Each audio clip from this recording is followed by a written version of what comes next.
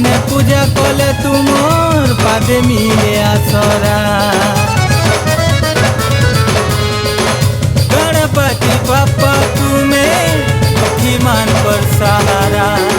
भक्ति मने पूजा कले तुमर पादे मिले आसरा। पार्वती नंदन तुम्हें आहे गज बदन।